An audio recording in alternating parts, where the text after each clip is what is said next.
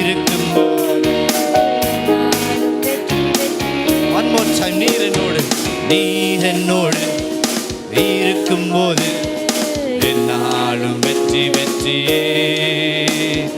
மலைகளை தாண்டிடுவே, கடும் பள்ளங்களை கடந்திடுவே.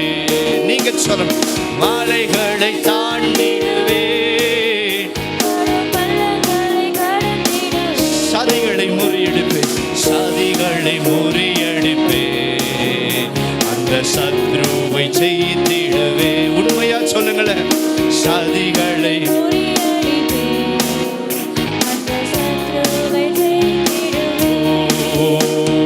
நீர் என்னோடு இருக்கும்போது என்னால் வெற்றி வெற்றியே. நீர் என்னோடு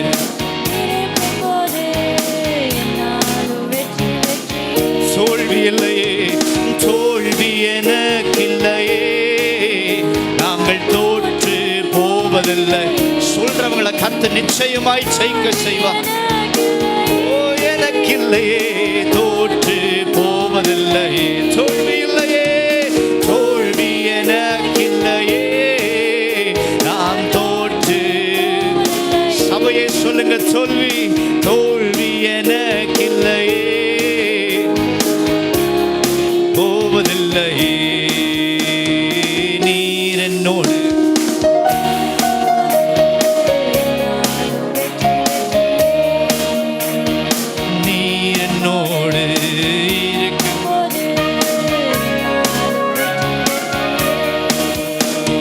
சிறைச்சாலை கதவுகளோ என் துதியினால் இடிந்து விடும். சிறைச்சாலை கதவுகளோ இந்த துதியினால் இடிந்து விடும். One more time. சிறைச்சாலை கதவுகளோ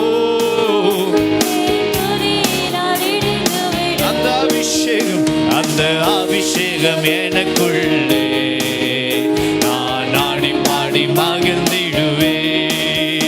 அந்த அபிஷேகம் எனக்குள்ளே, நான் ஆடி பாடி சொல்லுங்க. அந்த அபிஷேகம் எனக்குள்ளே, நான் ஆடி பாடி மகிழ்ந்திடுவேன்.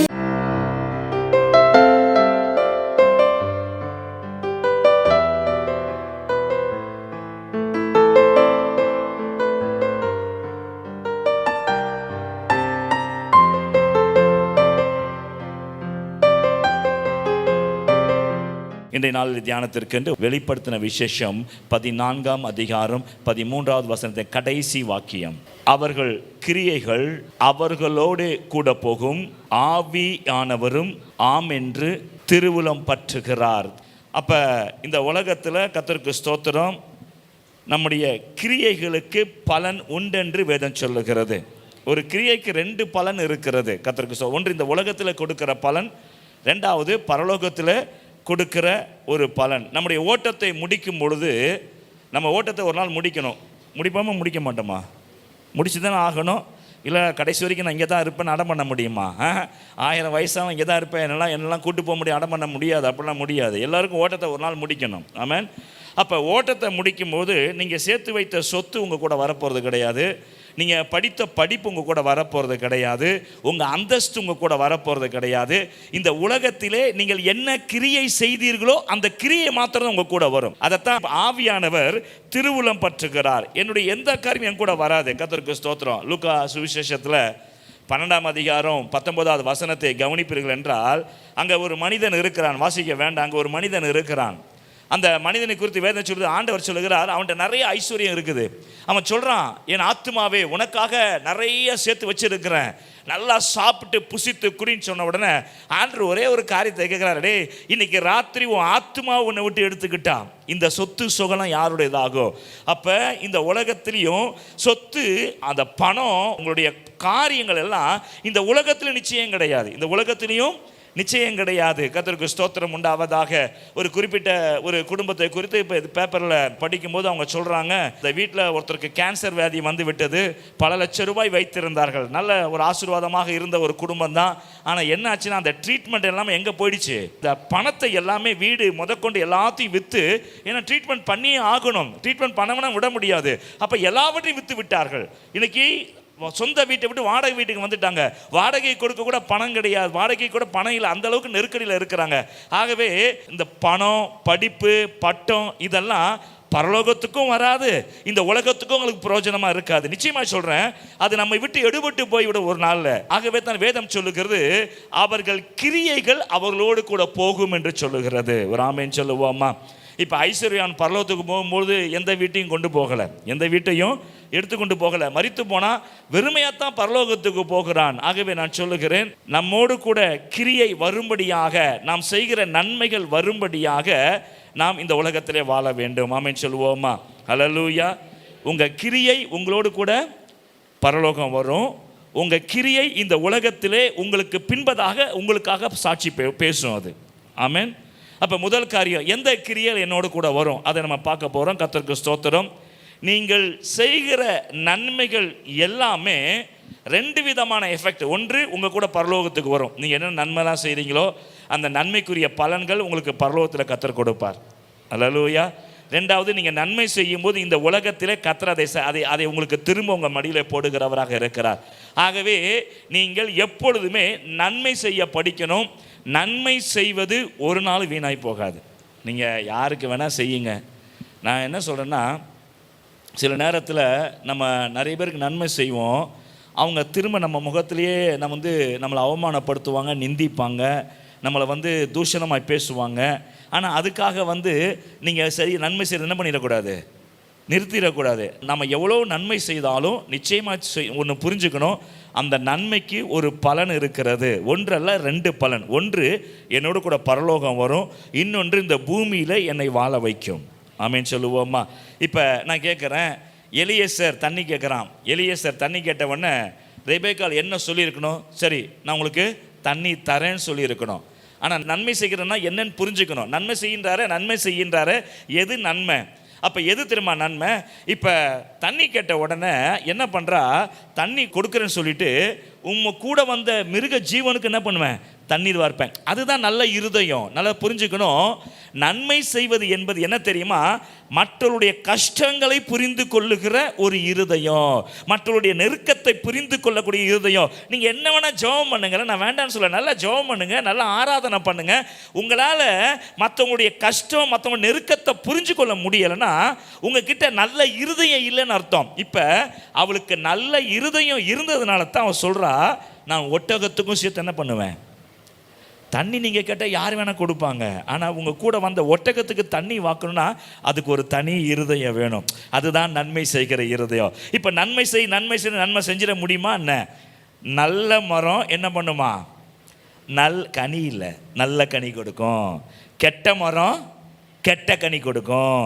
அப்போ எல்லா மரமும் கனி கொடுக்கும், ஆனால் நல்ல மரம் என்ன பண்ணும், நல்ல கனி கொடுக்கும். அப்போ நல்ல இருதயம் மற்றவங்க கஷ்டத்தை புரிந்து கொள்ளும், மற்றவங்க நெருக்கத்தை புரிந்து கொள்ளும், மற்றவங்களுடைய பிரயாசங்களை புரிந்து கொள்ளும். அப்போ அந்த நல்ல இருதயம் நன்மை என்கிற கனியை கொடுக்க ஆரம்பிக்கும். அப்போ நல்ல இருதயம் இல்லைன்னு வச்சுக்கோங்களேன், கர்த்தருக்கு ஸ்தோத்திரம், உங்களால் ஆயுசுக்கு எவனுக்கும் எவ்வளோக்கும் நன்மை செய்யவே முடியாது.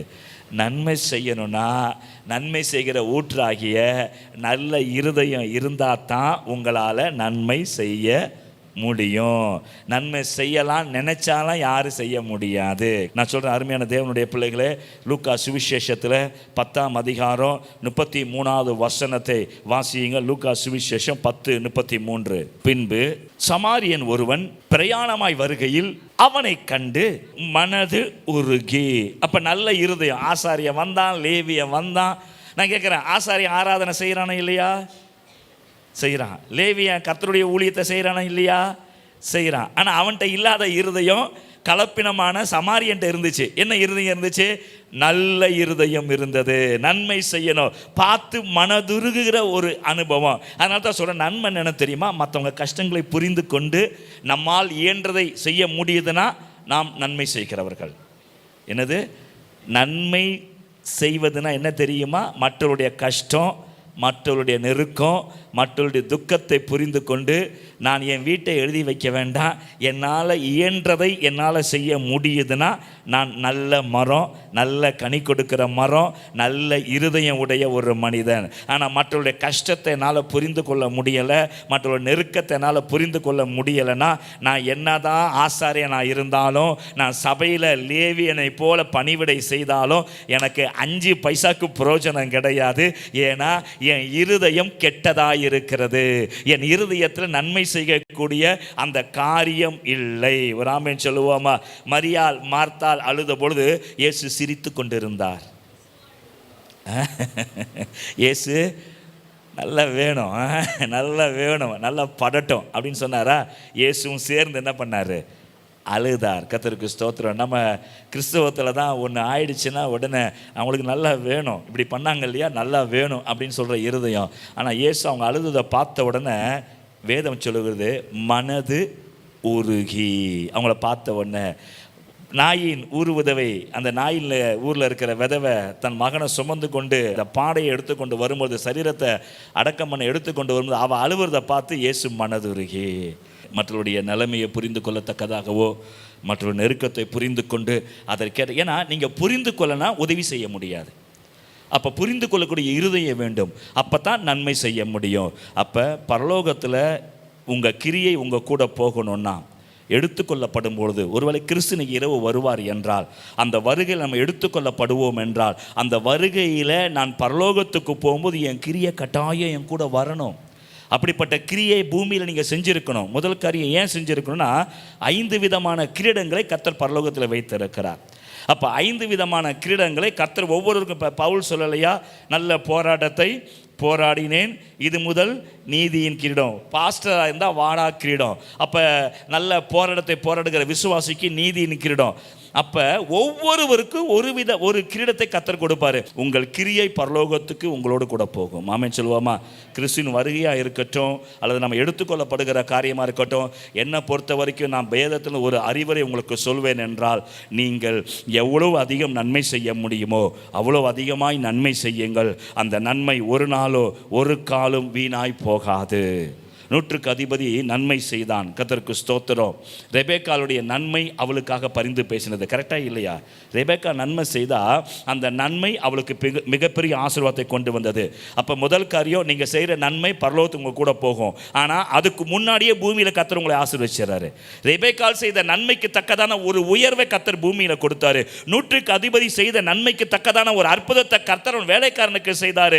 அதே போல சமாரியா மனிதன் செய்த நன்மைக்கு தக்கதாக இன்னைக்கு சமாரிய மனிதனை குறித்து பேசிக் கொண்டு இருக்கிறோம். அப்ப நன்மை செய்தா 2 பலன். ஒன்று, உங்களோடு கூட பரலோகத்துக்கு வரும். 2வது, இந்த பூமியில கர்த்தர் உங்களை ஆசீர்வதிப்பார். ஆமென் சொல்லுவோமா? அல்லேலூயா. ஆகவே நன்மை செய்யறதுக்கு யோசிக்காதீங்க. யாராக இருந்தாலும் சரி, உங்கள் எதிரியாக இருந்தாலும் சரி, உங்கள் துரோகியாக இருந்தாலும் சரி, ஒருவேளை உங்களுக்கு சிலரை பார்த்தா அவ்வளோ கோபம் வரும், எரிச்சல் வரும். ஆமென். அப்படிப்பட்டவர்களாக இருந்தாலும் என்ன பண்ணுங்க? தொடர்ந்து நன்மை செய்யுங்கள். ஆமென் சொல்லுவோமா? ஏன்னா நன்மை செய்கிறதுனால நீங்கள் ஆசீர்வதிக்கப்படுவீங்களே தவிர ஒரு நாளும் குறைந்து போக மாட்டீங்க.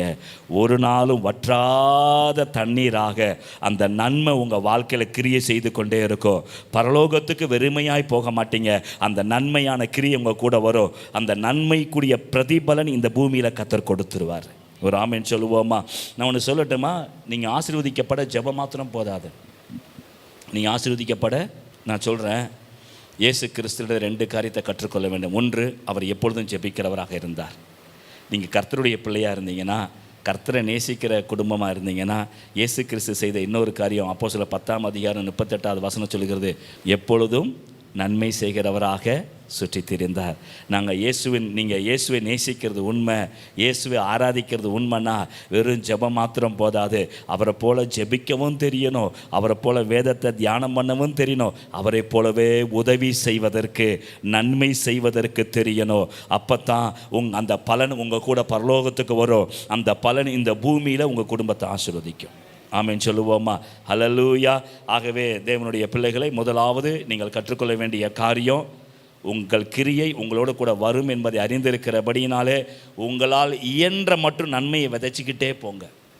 வேதத்தில் ஒரு வார்த்தை இருக்கிறது, தண்ணீரில் ஆகாரத்தை போடு, வெகு நாட்களுக்கு பின்பதாக அதனுடைய பலனை காண்பாய். ஆகவே நீங்கள் செய்கிற நன்மை என்ன ஆகாது, வீண் போகாது. 3 காரியம். 1, பரலோகத்துக்கு அது உங்களோடு கூட வரும். 2வது, பூமியில் அது உங்களை ஆசீர்வதிக்கும். ஆமேன் சொல்லுவோமா?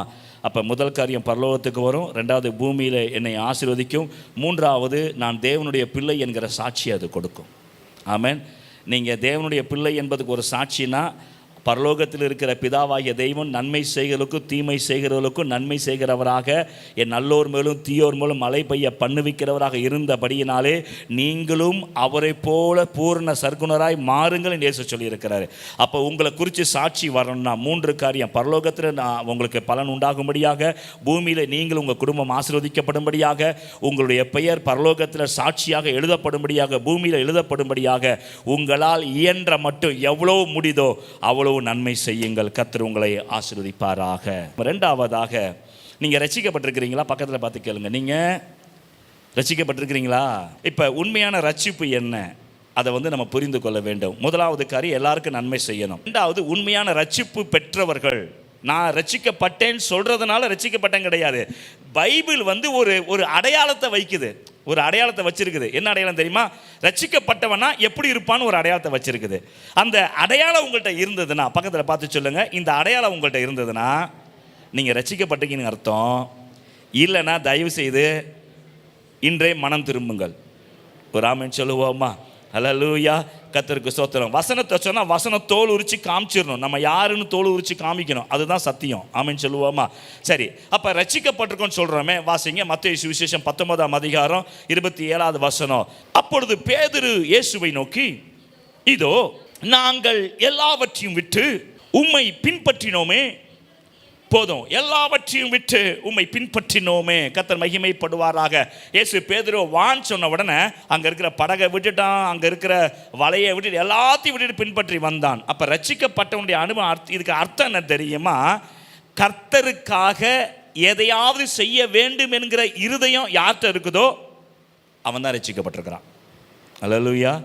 கர்த்தருக்காக, கர்த்தருடைய சபைக்காக நான் எதையாவது செய்யணுன்ற சிந்தை யாருக்காவது வருதுன்னா அவர்கள் தான் உண்மையாக ரட்சிக்கப்பட்டவர்களே தவிர நான் ரட்சிக்கப்பட்டிருக்கிறேன் என்று சொல்லுகிறவர்கள் அல்ல. கர்த்தருக்கு ஸ்தோத்திரம் உண்டாவதாக. சரி, கவனிங்க. அப்போ முதல் காரியம், நீங்கள் எல்லாருக்கும் நன்மை செய்யணும். ஆமென். முடிந்த வரைக்கும் நன்மை செய்யணும். அப்படி நன்மை செய்யணும்னா அப்படிப்பட்ட நல்ல இருதயம் இருந்தால் தான் வரும். கெட்ட இருதயம் இருக்கிறவங்களால ஒரு நாளும் மற்றவங்களுக்கு என்ன செய்ய முடியாது, செய்யவே முடியாது, வாய்ப்பே கிடையாது. கர்த்தருக்கு ஸ்தோத்திரம். 2வது, ரட்சிக்கப்பட்டவர்கள் எப்படிப்பட்ட ரட்சிப்பின் அனுபவத்தில் இருப்பார்கள் என்றால், உலகத்தில் மற்ற சபையில் இருக்கிற எல்லாருக்கும் உதவி செய்ய இருந்தாலும் ரட்சிக்கப்பட்டேன் என்று சொல்லும் இருதயம் எப்படி இருக்குன்னா, எப்படி பேதுரு எல்லாவற்றையும் விட்டு கர்த்தருக்காக பின்னாடி ஓடி வந்தேன்னு சொல்றானோ, ரட்சிக்கப்பட்டவன் எப்படி இருப்பான் என்றால் சபைக்காக, சபையில் இருக்கிற ஊழியனுக்காக வைராக்கியம் காட்டுகிறவனாக இருப்பார்கள். ஆமென் சொல்லுவோமா? கவனிங்க, 2 ராஜாக்களின் புத்தகம் 4ஆம் அதிகாரம் 7, 8 வாசிங்க. 2 ராஜாக்கள் கர்த்தருக்காக, சபைக்காக, கர்த்தருடைய ஊழியத்தை செய்கிற மனிதனுக்காக எனக்குள் ஒரு வைராக்கியம் இருக்குன்னா, அவனுக்கு நன்மை செய்யத்தக்கதான, சபைக்கு ஊழியத்துக்கு நன்மை செய்யத்தக்கதான உறுதியம் எனக்குள் இருக்குன்னா, நான் சொல்றேன், நீங்கள் நிச்சயம் ஆசீர்வதிக்கப்பட்டவர்கள். 2 ராஜாக்கள் 4ஆம் அதிகாரம் 8வது வசனங்கள். பின்பு ஒரு நாள் சூனேமுக்கு போயிருக்கும் பொழுது அங்கே இருந்த கனமுள்ள ஒரு ஸ்திரீ அவனை போஜனம் பண்ண வருந்தி கேட்டுக்கொண்டால். அப்படியே பாருங்க, கர்த்தருடைய மனுஷனை கூப்பிட்டு கட்டாயப்படுத்தி நீங்கள் சாப்பிட்டு தான் ஆகணும் என்று அவனுக்கு உதவி செய்கிற ஒரு இருதயம். ரட்சிக்கப்பட்டவருடைய இருதயம் எப்பொழுதுமே தேவ மனுஷன் பக்கத்தில் சாஞ்சிருக்கும். நம்ம இருதய தேவ மனுஷன் பக்கத்தில் சாயிறது கிடையாது. கர்த்தருக்கு ஸ்தோத்திரம். நம்ம எல்லாத்தையும் வே பண்ணி பார்க்குறோம். ஓஹோ, பாஸ் இப்படி பேசினாரு, அவர் பக்கத்தில் எப்படி சாயிறது, பாஸ் அப்படி திட்டினாரு, அவர் பக்கத்தில் எப்படி சாயிறது, வேண்டாம் அப்படின்னு சொல்லி நம்ம யோசிக்கிறோம். ஆனால் சுனேமியால் எப்படிப்பட்டவளாக இருந்தால், அவள் தேவனுடைய மனுஷன் என்று அறிந்த உடனேயே அவன் மேலே ஒரு அக்கறை உண்டாயிற்று, அவன் மேலே ஒரு கரிசனை உண்டாயிற்று. தேவ ஊழியத்தை செய்கிற மனிதன் அவன் சுகமாக இருக்க வேண்டும் என்று அவள் விரும்புகிறவளாக அவனை வருந்தி கேட்டுக்கொண்டாள். நான் சொல்கிறேன், உண்மையான ரட்சிக்கப்பட்ட அனுபவத்தில் இருக்கிற ஒரு விசுவாசி எப்படிப்பட்டவளாக இருப்பார்கள் என்றால், அவர்கள் தேவ சமூகத்தில் தாங்கள் இருக்கிற சபையின் ஊழியக்காரனுக்காக தேவனிடத்தில் வருந்தி ஜெபிக்கிறவர்களாக, மன்றாடுகிறவர்களாக இருப்பார்கள். இதுதான் ரட்சிப்பின் ரட்சிப்பின் முதல் அடையாளம். தொடர்ந்து வாசிங்க. எப்பொழுதும், அப்ப ஏதோ ஒரு வாட்டி வந்தார் சாப்பிட சொல்லல, அடிக்கடி வருவான். அவன் வரும்பொழுது அங்குதான் தங்குகிறான், அங்குதான் அவனுக்கு உணவு கொடுக்கப்படுகிறது. ஊழியக்காரன் சுகத்தை விரும்புகிற கர்த்தர். நான் சொல்றேன், நிச்சயமா சொல்றேன், என்ன இன்னைக்கு அத்தனை பேர் சபையில் 1000 பேர் இருந்தாலும் 1000 பேருக்கு அந்த ஊழியக்காரனை விசாரிக்கக்கூடிய இருதயம் இருக்குதோ இல்லையோ, ஆனால் கர்த்தர் நிச்சயமாக சுனேமியால் போன்ற சகோதரிகளை சகோதரர்களை கர்த்தர் சபையிலே வைத்து தன் ஊழியக்காரன் சுகத்தை விரும்புகிற கர்த்தர் அப்படியே செய்ய வல்லவராக இருக்கிறார். நீங்க செய்யாட்டியோ உங்க பக்கத்தில் இருக்கும் அதை செய்வார்கள். ஏனென்றால் தேவன் ஊழியக்காரன் சுகத்தை விரும்புகிறாக இருக்கிறபடியினாலே. வாசிங்க.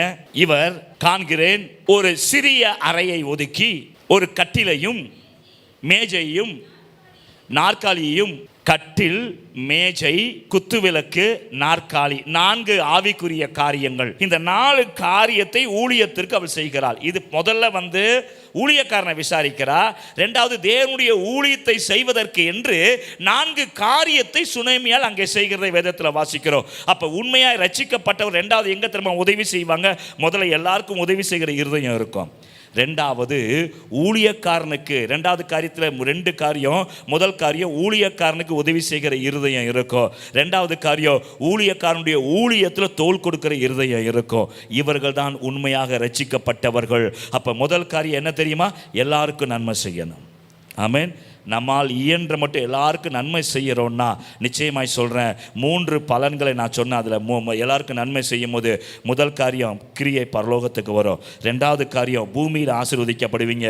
3வது அது உங்களுக்கு சாட்சியாக நின்று பேசும் என்று சொன்னேன். 2வது காரியம் சுனேமியால போல முதல் காரியம் ரட்சிக்கப்பட்டவர்களுடைய நன்மை செய்கிற இருதயம் எங்கே இருக்குன்னா சபை மேலே இருக்கும். சபை மேலே இருக்குன்னா முதலாவது கர்த்தருக்கு ஊழியத்தை செய்கிற ஊழியக்காரனை விசாரிக்கிறது தான் சபையில் இருக்கிற ரட்சிக்கப்பட்ட விசுவாசியினுடைய அடையாளம். அவங்க எல்லாருக்கும் நன்மை செய்வது மாத்திரம் இல்லை, சபையில் இருக்கிற ஊழியக்காரனுக்கு நன்மை செய்கிறவர்களாக இருப்பார்கள். 2வது காரியம், கர்த்தருக்கு ஸ்தோத்திரம், அந்த ஊழியக்காரனுக்கு வேண்டிய 4 விசேஷித்த காரியங்களை சுனேமியால் செய்தாள். அப்போ ஊழியத்துக்கு வேண்டிய காரியங்களிலே தோள் கொடுக்கிறவர்களாக இருப்பார்கள், நன்மை செய்கிறவர்களாக இருப்பார்கள். அப்போ ரட்சிக்கப்பட்ட மனுஷன் செய்கிற 2வது நன்மை சபை ஊழியனுக்கு, 2வது காரியம் சபை ஊழியத்தில் ஒத்தாசையாக இருப்பார்கள். இப்போ இதே போல அனுபவத்தில் ஒரு மனுஷன் இருக்கிறான். வாசிங்க 1 ராஜாக்கள் 18:13 வாசிங்க. 1 ராஜாக்கள் 18:13 வாசிங்க. ஊழியனை விசாரிக்கிற ஒரு அனுபவம் இருக்குன்னா நான் சொல்கிறேன், கர்த்தர் பஞ்ச காலத்தில் உங்களை போஷிப்பார். ஊழியக்காரனை விசாரிக்கிறவர்கள், ஊழியக்காரனுக்காக ஜெபிக்கிறவர்கள், தன் சபையில் இருக்கிற ஊழியக்காரனை போஷிக்கிறவர்களுக்கு கர்த்தர் கொடுக்கிற ஆசீர்வாதம் என்ன தெரியுமா? அவர்களை பஞ்ச காலத்திலும் போஷிக்கிறவராக கர்த்தர் இருப்பார். 1 ராஜாக்கள் 18:13. யெசபேல் கர்த்தருடைய தீர்க்கதரிசிகளை கொன்று போட்ட பொழுது, நான் கர்த்தருடைய தீர்க்கதரிசிகளில் 100 பேரை ஒவ்வொரு கெபியிலே 50 பேராக ஒழித்து வைத்து அவர்களுக்கு அப்பமும் தண்ணீரும் கொடுத்து பராமரித்து வந்த என்னுடைய செய்கை. நல்ல கவனிக்கிற இந்த வசனத்தை, கெபிக்கு 50 பேர் என்று சொல்லி 100 பேரை போஷிக்கிறான். எந்த காலத்தில்? ஆசீர்வாதமாக இருந்த காலத்திலே, பஞ்ச காலத்திலா? பஞ்ச காலம். அந்த பஞ்ச காலத்தில் உணவுக்கு வழி கிடையாது, தண்ணீருக்கு வழி இல்லை.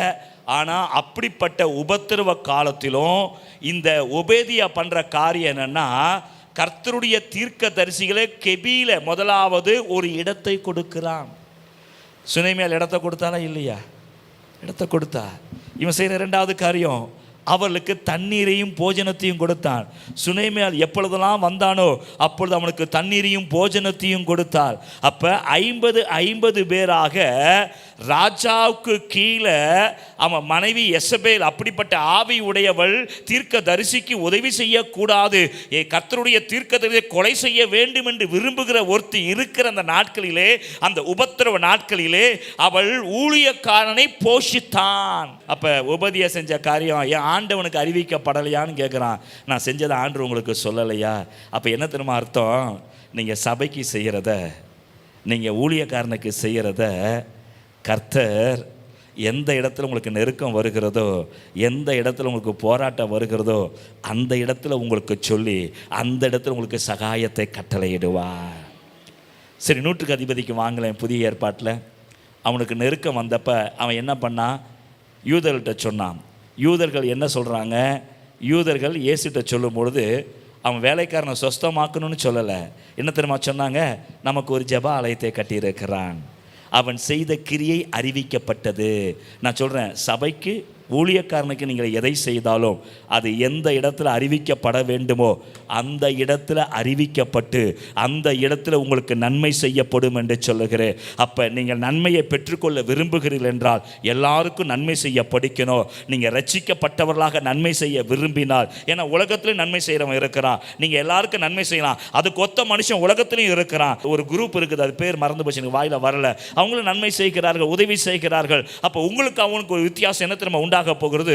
நான் ரட்சிக்கப்பட்டு இருக்கிறேன், எல்லாத்துக்கும் நன்மை செய்வேன், அதை தாண்டி சபைக்கு நன்மை செய்வேன், சபை ஊழியக்காரனுக்கு நன்மை செய்வேன். ஒரு ஆமென் சொல்லுவோமா? ஹல்லேலூயா, கர்த்தருக்கு ஸ்தோத்திரம் உண்டாவதாக. அப்போ உண்மையான ரட்சிப்பு என்ன தெரியுமா? உண்மையான ஆசீர்வாதம் என்ன தெரியுமா? ஏதோ ஜெபம் பண்ணி திருவிருந்தில் பங்கு பெறுவதல்ல.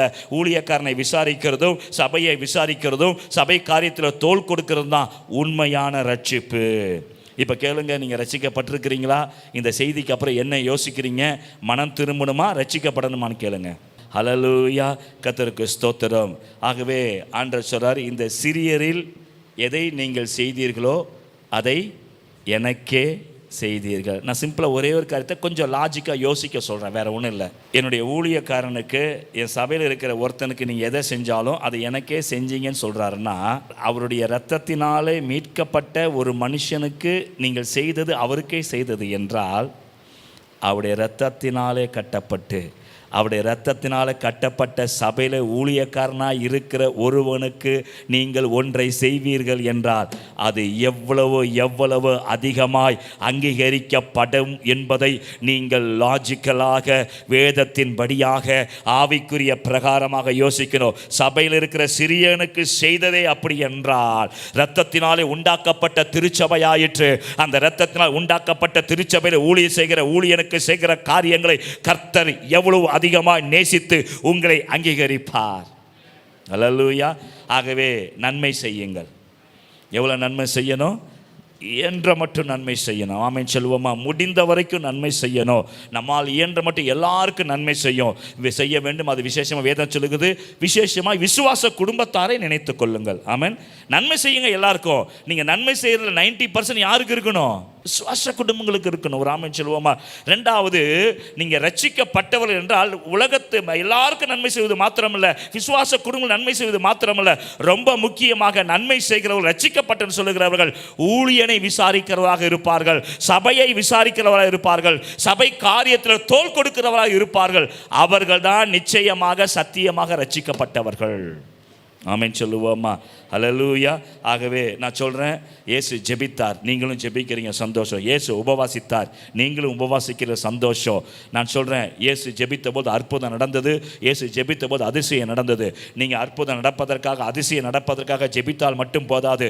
அதெல்லாம் நடக்கணும்னா இயேசு செய்ததை போல நன்மை செய்கிறவர்களாக நீங்கள் சுற்றி திரியணும். உங்களால் இயன்ற நன்மையை எல்லாருக்கும் செய்யணும். ரெண்டாவது காரியம், உங்களால் இயன்ற நன்மையை சபைக்கும் சபையில் இருக்கிற ஊழியங்களுக்கும் ஊழியக்காரனுக்கு நீங்கள் செய்யும் பொழுது நிச்சயமாய் சொல்லுகிறேன், உங்கள் பலன் உங்களோடு கூட பரலோகத்துக்கு வரும். நீங்கள் செய்த பலன் இந்த பூமியில் உங்கள் சந்ததிக்கென்று விதைக்கப்படும். மூன்றாவது, அது சாட்சியாக எல்லா இடத்திலும் சொல்லப்படும் என்று சொல்லுகிறேன். கர்த்தர் உங்களை ஆசீர்வதிப்பாராக.